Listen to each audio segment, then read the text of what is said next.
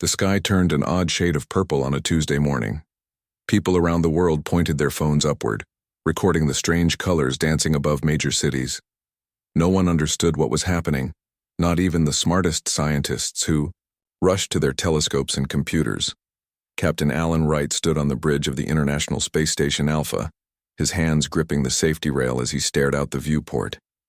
20 ships had appeared just beyond the moon's orbit. They didn't look like anything humans had ever built. Their hulls shimmered like oil on water, changing colors slightly as they moved. "Are we getting any response to our hails?" Alan asked, his voice steady despite the fear tightening his chest. Lieutenant Heather Morrison shook her head. "Nothing, sir. We've tried all frequencies." The alien ships moved in perfect formation, getting closer to Earth with each passing minute. Alan had spent 15 years in space, commanding the most advanced station humanity had ever built. He knew trouble when he saw it. "Send the alert code to mission control, then get everyone to the escape pods, just in case." On Earth, in the ideal small town of Riverdale, Nebraska, Olivia Bennett wiped grease from her hands after fixing old Mrs. Peterson's tractor. The farm machine rumbled to life, belching black smoke into the clear morning air. "Good as new, Mrs. Peterson. Just needed a new fuel line." The old woman smiled and pressed a $20 tip into Olivia's hand. "You're just like your father. You know, he could fix anything with wheels." Olivia nodded, trying not to show how much those words hurt. Her father had died 6 months ago, leaving her the auto shop, a mountain of debt, and a locked shed behind their house that he had forbidden her to enter. As she drove home in her beat-up pickup truck, she noticed people standing in the street, looking up at the sky. She rolled down her window. "What's going on?" she called to her neighbor. "Look," he pointed upward. The purple sky swirled above them. Olivia felt a chill run down her spine. Something wasn't right. In Washington, D.C., President Eleanor Mason sat in the Situation Room, surrounded by generals and scientists. The large screens on the wall showed the alien ships from different satellite angles. "What are our options?" she asked, her voice firm. General Jackson shook his head. "Madam President, if those ships are hostile, we don't have anything that can stop them. Our most advanced weapons would be like throwing rocks at a tank." The president straightened her. "Jacket, we don't know they're hostile. Keep trying to communicate with them."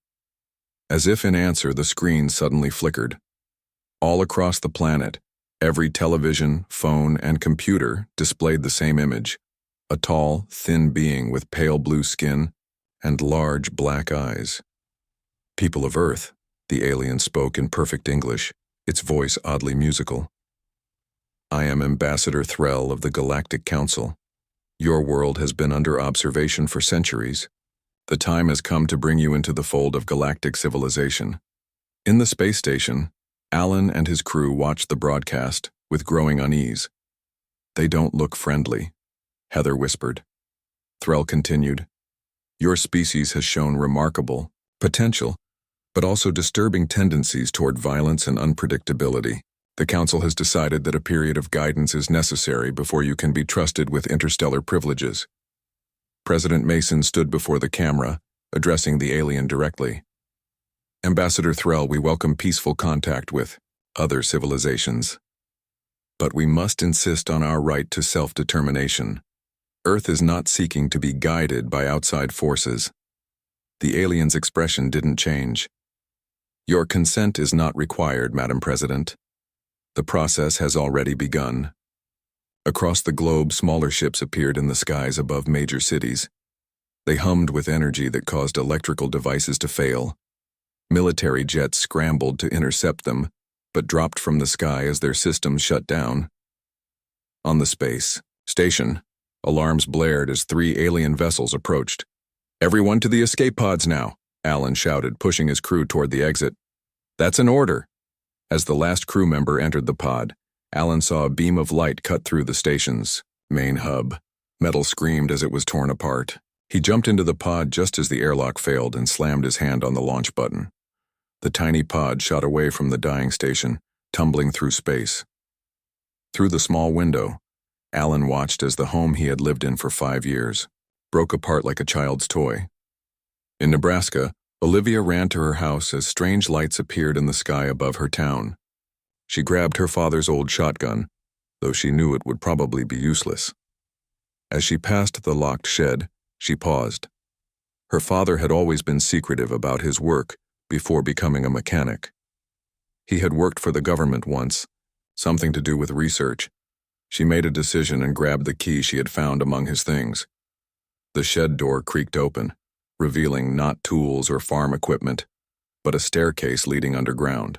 Motion sensors detected her presence and lights flickered on, illuminating a laboratory filled with strange equipment and computers.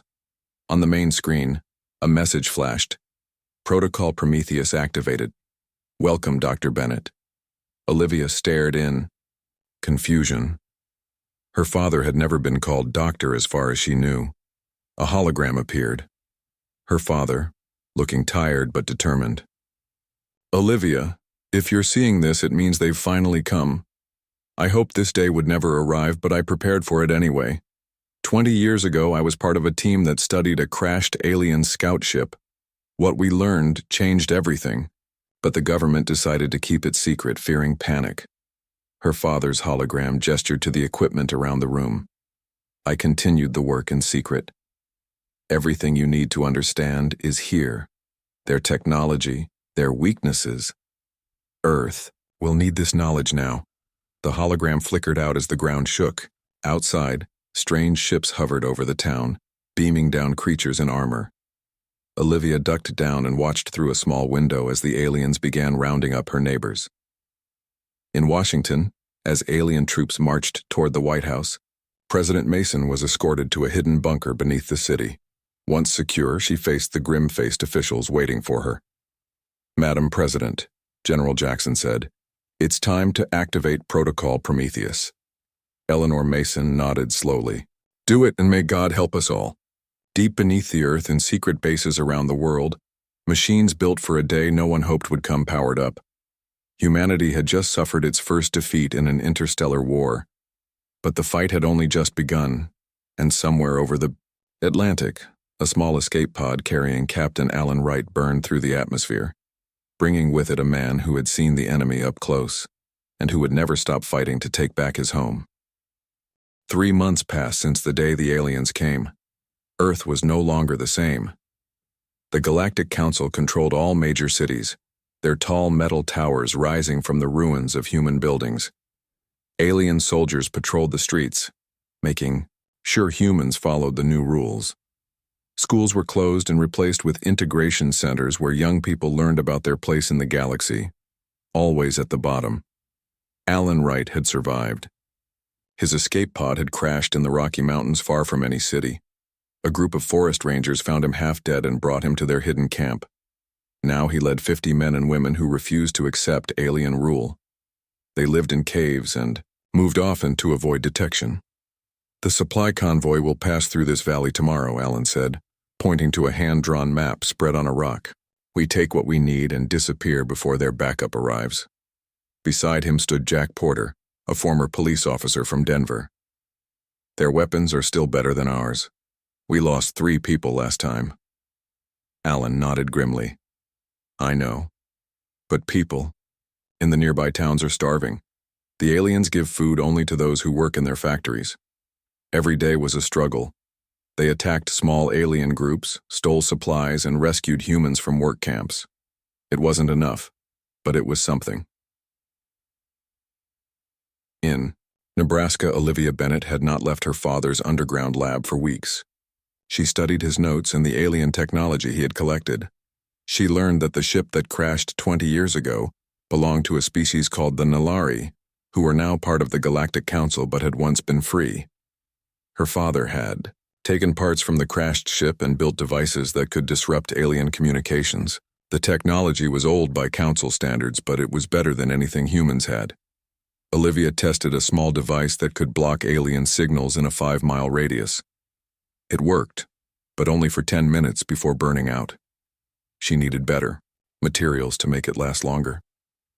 That night, she packed the device and her father's notes into a backpack. It was time to leave the safety of the lab and find others who were fighting back. In Washington, the alien flag flew over the White House.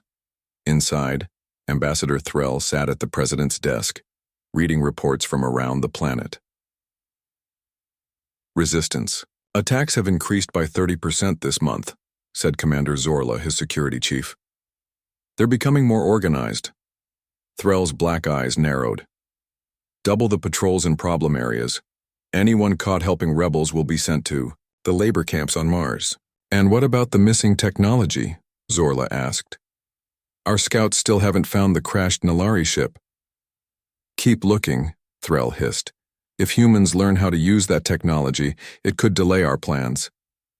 The Galactic Council had big plans for Earth. Humans would work as laborers in mines and factories across the galaxy. Earth itself would be transformed, its forests cut down to make room for alien cities. But far beneath the conquered capital, President Eleanor Mason was still alive. The presidential bunker connected to old subway tunnels that allowed her and her staff to move unseen. From this hidden command center, they coordinated resistance cells across the country. Dr. Reeves, what's your progress? She asked, looking at the video screen showing a bearded man in a white lab coat. Dr. Samuel Reeves was Earth's leading quantum physicist. He now worked in a secret facility beneath the Antarctic ice, safe from alien detection. We've completed Phase 1. Madam President, he replied. The prototype works in tests, but we need more power to scale it up. Eleanor nodded. General Jackson is working on that. His team captured an alien power core last week. Protocol Prometheus was moving forward. It was a desperate plan, but their only hope against an enemy with far superior technology. That evening in San Francisco, the aliens announced new rules. All humans had to wear tracking devices. Anyone found without one would be punished. When people gathered to protest, alien soldiers opened fire, killing hundreds. The massacre was recorded by hidden cameras. The footage spread quickly through the human underground network, passed from one resistance cell to another. People who had accepted alien rule now questioned their choice. Thousands joined the resistance. In orbit above Earth, Junior Officer Kelmar watched the video of the massacre from his post on a Council battleship. He was not supposed to access human communications, but curiosity had gotten the better of him. What he saw disturbed him deeply. The Nalari people like him had joined the Council after being conquered. They were told that the Council brought peace and progress to primitive worlds. But this was not peace. He copied the video and sent it to friends on other ships. Soon, many junior officers from various species were secretly watching the same footage, asking the same questions. On a cold night in the mountains, Alan's group prepared for their raid. They painted their faces black and checked their stolen alien weapons. As they moved through the forest, Alan saw something strange. A young woman walking alone carrying a backpack. "Hold," he whispered. "Someone's coming." They surrounded the woman quickly. When she saw them, she raised her hands. "I'm not with them," she said. "My name is Olivia Bennett. I have something that can help us fight back." Alan kept his weapon, pointed at her. "Prove it." Olivia slowly reached into her backpack and pulled out a small metal device. "This can jam their communications. My father built it using technology from a crashed alien ship." Alan's eyes widened. Maybe this was the break they needed, but he remained cautious. "If you're telling the truth, welcome to the resistance. If not..." He left the threat unspoken. That same night, in different parts of the world, other things were happening. Dr. Reeves connected the alien power core to his machine and watched as it hummed to life. President Mason received word that more Council ships had arrived in orbit, bringing thousands of new troops. And in space, Officer Kelmar made a decision that would change everything. He began sending detailed information about Council weaknesses to human resistance groups. 1 year after the invasion, the Galactic Council believed Earth was nearly defeated. They didn't know that humans were gathering their strength, finding allies and preparing to strike back. The real war was just about to begin. A year had passed since the purple sky brought aliens to Earth. In that time, the human resistance had grown from scattered groups into a worldwide network. Small victories gave people hope, but the Galactic Council still controlled most of the planet. In the mountain hideout, Alan Wright studied the map showing alien strongholds across North America. Beside him stood Olivia Bennett, whose devices had changed the way they fought. "The jammers are ready," she said, placing a small metal disc on the table. "We've made 50 of them using parts from their own equipment. Each one can block alien communications for 30 minutes now." Alan nodded. "Good. We'll need them tomorrow." Their plan was bold: attack all major alien communication centers at the same time. Without being able to talk to each other, the aliens would be confused and slow to respond. "What about Dr. Reeves?" Alan asked. "Is he ready with his part?" Olivia nodded. "He sent word yesterday. The phase shift devices are working. Our fighters will be able to walk right through their energy shields." This was the moment they had been waiting for. The first real chance to hurt the Galactic Council. That night, resistance leaders around the world received the same message. Tomorrow, Earth fights back. In Antarctica, Dr. Samuel Reeves checked his equipment one last time. On the HFY, phase shift technology was his greatest creation. It used ideas from the crashed alien ship, but went beyond what even the aliens had thought possible. "The devices are packed and ready for delivery," he told his assistant.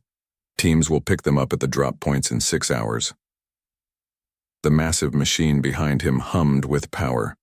It was connected to the alien power core and would send a signal to activate all the phase shift devices at once. In New York, alien forces had turned the city into a processing center. Thousands of humans were held there, sorting through Earth's knowledge and technology. The aliens wanted to learn everything about their new workers before sending them to mines on distant planets.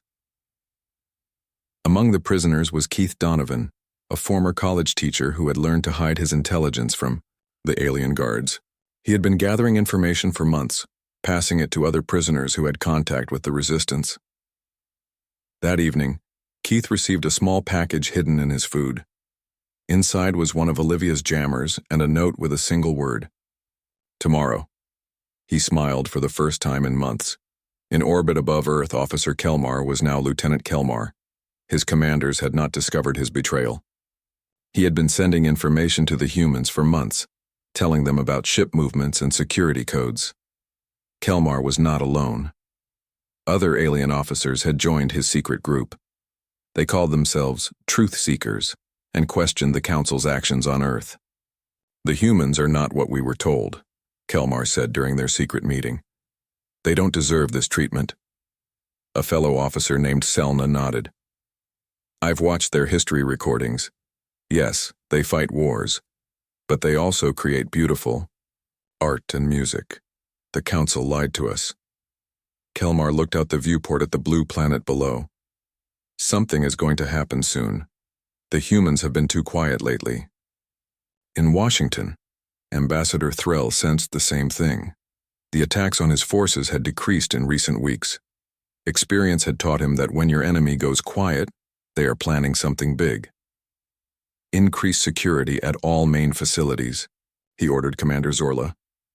"I want extra patrols and weapon checks every hour." Deep underground, President Eleanor Mason addressed the military leaders who had survived the invasion. "Tomorrow we launch Operation Thunderstrike," she said, her voice firm. "For the first time, we will hit the enemy with everything we have all at once.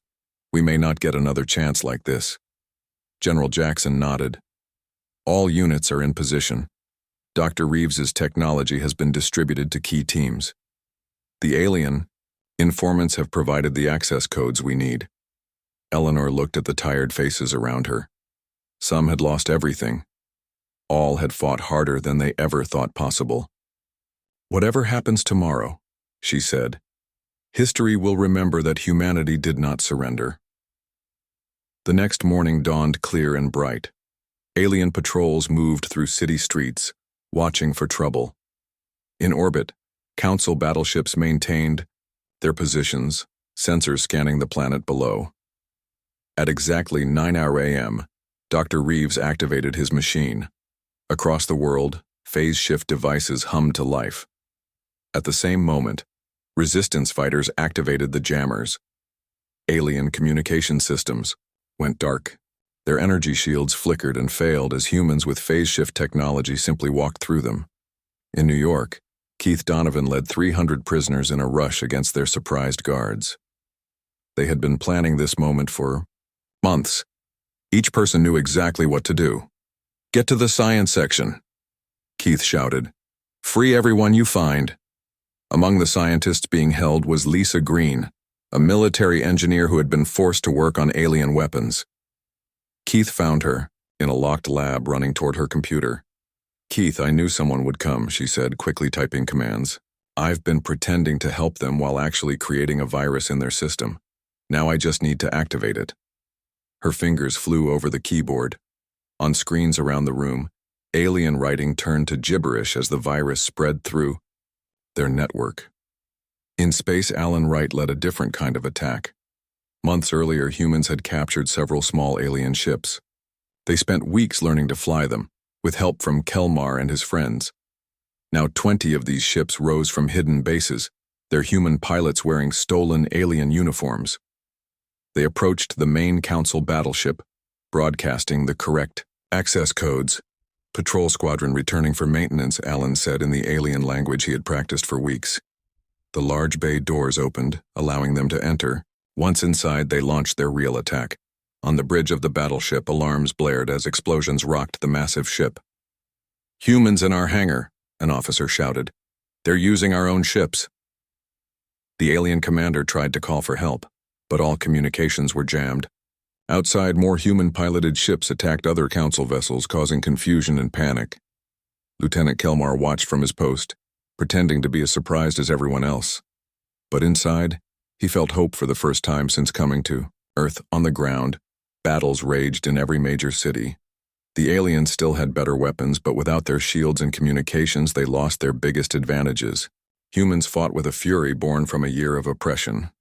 In Washington, Threll watched in disbelief as his forces retreated from one position after another. How had this happened? How had primitive humans managed to overcome Council technology? Truth about the Nalari ship," he hissed. "They found it, they learned from it." But it was more than that. The humans had not just copied alien technology, they had improved it, adapted it in ways the Council never imagined. As night fell across America, resistance fighters controlled parts of Chicago, Denver, and New York. The Council still held most territory, but for the first time they had lost ground. More importantly, the myth of their invincibility was broken. In the New York Command Center, Keith and Lisa worked with other freed scientists, using alien equipment to contact resistance groups. "This is just the beginning," Keith told them. "Today we showed them that Earth will never be just another conquered planet." The first major battle had been fought. The Galactic Council was stunned, and humanity was just getting started. News of Earth's victories spread quickly across the galaxy. The Galactic Council had always told its member species that humans were primitive beings who needed guidance. Now reports showed humans using Council technology in ways no one had expected. On Dewar, the Council's home station, a massive ring-shaped structure orbiting a distant star, representatives from 30 alien species gathered for an emergency meeting.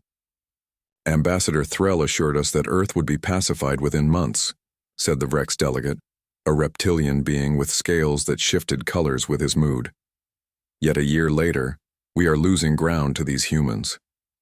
Ambassador Threll stood before them, his blue skin pale with stress.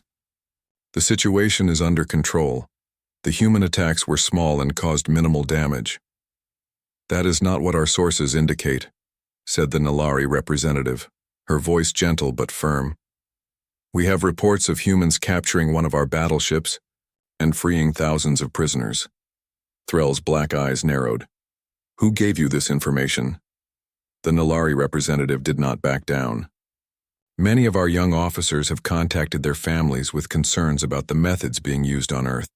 Some even claim humans are being treated worse than the Council's own rules allow." Across the chamber, other representatives began to whisper among themselves. The Council had strict rules about how conquered planets should be treated. If Threll had broken those rules, it would damage the Council's standing with newer member species. "I propose a full investigation," said the Nalari. "Let us discover the truth about what is happening on Earth." Before Threll could respond, an aide rushed into the chamber. Urgent news from the Earth fleet. Human forces have deployed a new weapon. 3 more of our ships have been lost. Back on Earth, Alan Wright stood on the bridge of the captured alien battleship. He had named it Hope in Earth's first official act of claiming alien property. Around him, human crew members worked at stations once controlled by Council officers. Status. Report, he ordered. Shield systems at full power, responded his second-in-command, a former Navy officer. The phase shift generator is stable. We're ready to move against their Atlantic command center. The ship moved silently through Earth's atmosphere. Below, battles continued in cities across the globe. Humans had not won the war, but for the first time, they were winning battles. In President Mason's underground command center, reports flooded in from resistance cells worldwide. Chicago is completely under our control, General Jackson announced. London and Paris are still contested, but we hold key sections of both cities. Eleanor nodded. What about Dr. Reeves's new project? Ready for deployment, Madam President. Major cities now have shield generators based on Olivia Bennett's designs. If they work as expected, we can protect our civilian populations from orbital attacks. This was crucial. As humans gained ground, the Council might resort to bombing cities from space. They needed a way to protect their people. In New York, Keith Donovan and Lisa Green worked with other scientists in what had once been the Alien Command Center. They had turned the aliens' own systems against them, using the captured database to learn Council weaknesses. Look at this, Lisa said, pointing to information on her screen. The Council isn't united. Some member species were conquered, just like they tried to conquer us. Others joined willingly. There are tensions we can exploit. Keith studied the data. Can we send a message to these Nalari? They seem more sympathetic to our situation. Lisa nodded. I think so. The communication system allows direct contact with Council headquarters. We just need the right access codes. They worked through the night, preparing a message that would show the Council the truth about what was happening on Earth. In orbit, Lieutenant Kelmar and his fellow truth-seekers faced a difficult decision. Their commanders had ordered them to bomb human-controlled areas, targeting civilian populations to break the resistance. I cannot follow these orders, Kelmar told the others. It goes against everything the Council claims to stand for. Selna, his closest ally, nodded. If we do this, we are no better than the worst species in our history, but if we refuse, we will be labeled traitors. After much discussion, they made their choice. When the order came to begin bombardment, 20 ships under their control broke formation and positioned themselves between the main fleet and Earth. Attention all Council vessels, Kelmar broadcast. We stand with the humans against this illegal action. We call on all officers to remember their oaths to protect innocent. If it was the beginning of a split that would change the balance of power in space. More ships joined Kelmar's protection fleet, their crews unwilling to participate in what many now saw as an unjust war. On the Council's home station, the emergency meeting erupted into chaos when they received the broadcast from Kelmar along with videos showing what was really happening on Earth. The Nalari representative stood up. I call for an immediate ceasefire and withdrawal of all combat forces from Earth, she announced. The humans deserve the right to determine their own future. Ambassador Threll watched as his support crumbled. Other representatives who had once backed him now distanced themselves, not wanting to be associated with the brutality shown in the videos. But Threll was not finished. When the vote for a ceasefire passed, he stormed from the chamber, followed by a small group of loyal officers. Prepare my ship, he ordered. If the Council is too weak to do what must be done, I will handle this myself. His ship, the Planet Breaker, was the most powerful in the Council fleet. It carried a weapon capable of shattering a world's crust, rendering a planet uninhabitable. The weapon had never been used. Its existence was meant only as a deterrent. But Threll was prepared to change that. As he boarded the massive vessel, he gave a single command. Set course for Earth. Maximum speed. On Earth, celebrations broke out as news spread of the Council's ceasefire order. In Washington, London, and other cities, people dared to hope that the war might be ending. But Alan Wright, monitoring communications from his captured ship, detected Threll's departure from the council station.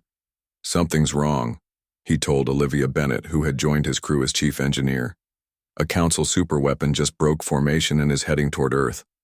And it's not responding to the ceasefire order." Olivia checked her instruments. "That ship is massive, much bigger than anything we've faced before." Alan's face grew grim. "Alert President Mason. We need every ship we can get in orbit. I think the real fight is just about to begin." Trezor Breaker entered Earth's solar system, its weapon systems powering up. Ambassador Threll sat in the command chair, his mind filled with thoughts of revenge. He would make Earth an example that would silence all questions about council authority for generations to come. Little did he know that humanity and its new allies were ready for him. The final battle for Earth's future was about to begin. The planet breaker moved through space like a dark star, its massive hull blocking out sunlight as it approached Earth. Inside, Ambassador Threll prepared to use the weapon that no one had dared to use before. He would turn Earth's surface into molten rock, destroying the humans and anyone who had helped them. "Weapon charging at 60%, reported an officer. "Full power in 20 minutes. Threll nodded. "Maintain course.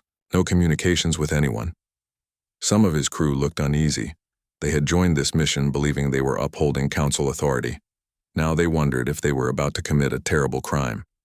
In Earth orbit, Alan Wright gathered every ship humans had captured or built.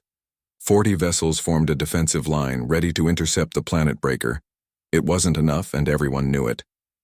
"We need more time," Olivia said, working frantically to improve their shields. "The city protection systems aren't fully online yet." Alan looked at the radar showing the approaching superweapon. "We'll give you all the time we can." Suddenly, new signals appeared on their screens. 20 council ships dropped out of faster-than-light travel and took positions alongside the human fleet. "This is Lieutenant Kelmar of the Truth Seekers," came a familiar voice over the radio. "We stand with Earth against Threll's illegal action." More ships arrived. Nilari vessels sent by their government after the emergency council meeting. The defense fleet had doubled in size.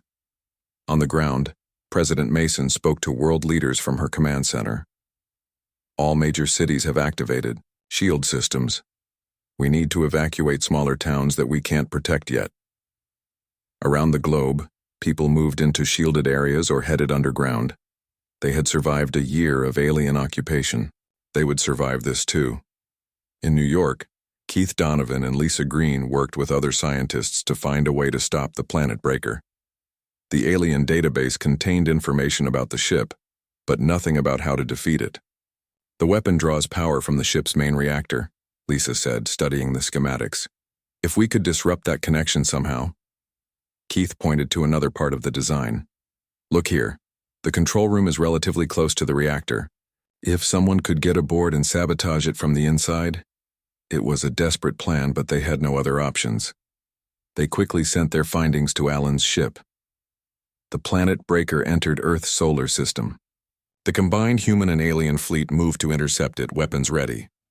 "This is Captain Alan Wright of Earth Defense Force," Alan broadcast.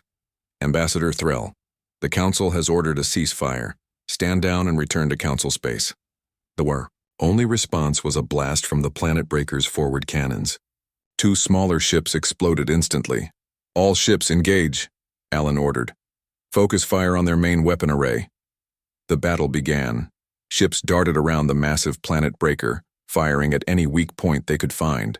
The superweapon returned fire, its advanced systems taking down several attackers. From his captured battleship, Alan directed the fight. "We need to get aboard that ship. It's the only way to stop the weapon." "I'll go," Olivia volunteered. "I understand their technology better than anyone."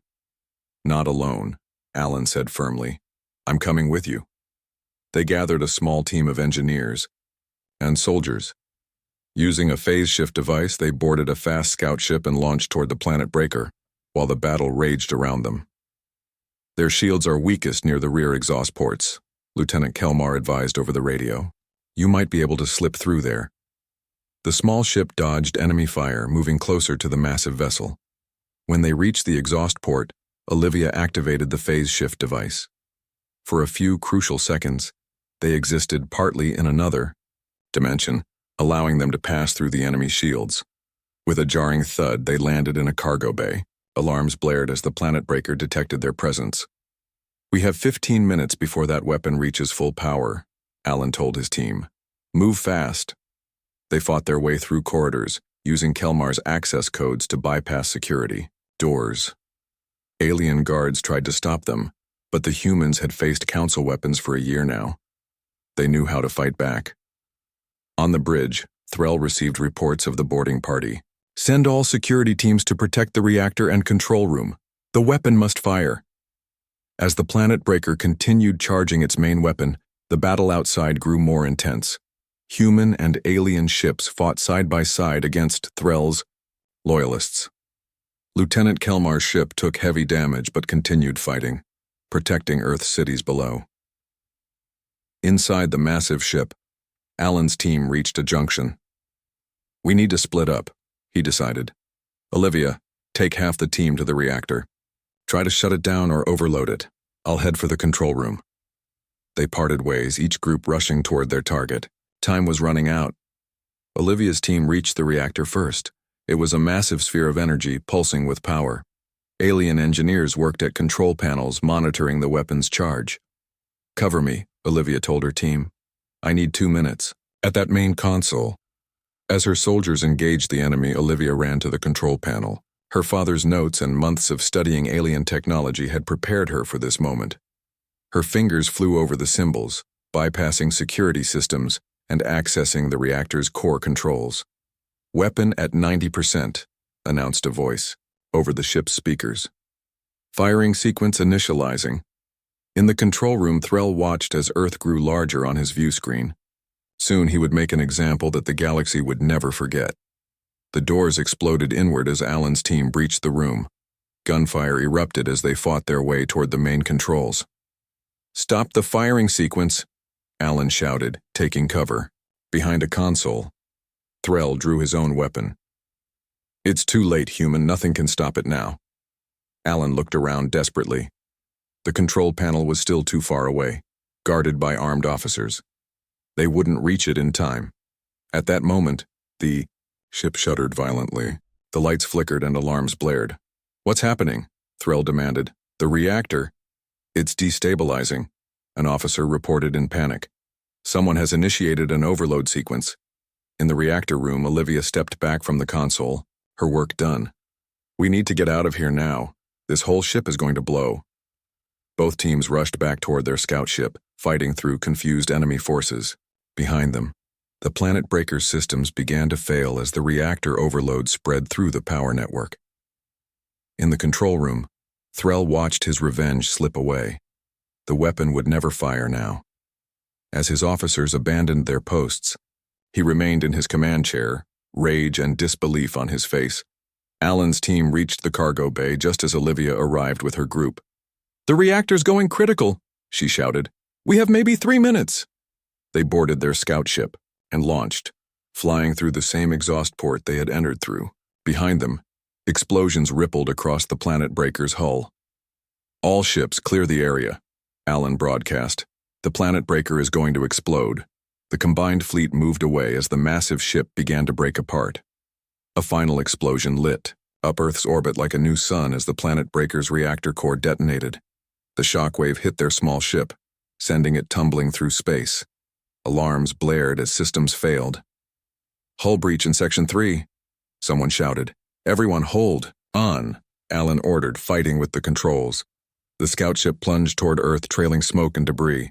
Alan managed to level their descent enough to aim for the ocean rather than land. They hit the water hard, the impact throwing everyone against restraints. Water began to seep in through damaged sections. "Abandon ship," Alan ordered. "Life pods, now." They scrambled into emergency pods as the scout ship sank beneath the waves. The pods shot to the surface, bobbing like bright orange buoys in the Atlantic Ocean. From one pod, Alan and Olivia watched the sky. The remains of the planet breaker burned up in the atmosphere, creating streaks of light across the morning sky. "Is it over?" Olivia asked softly. Alan nodded. "I think so." at least this battle.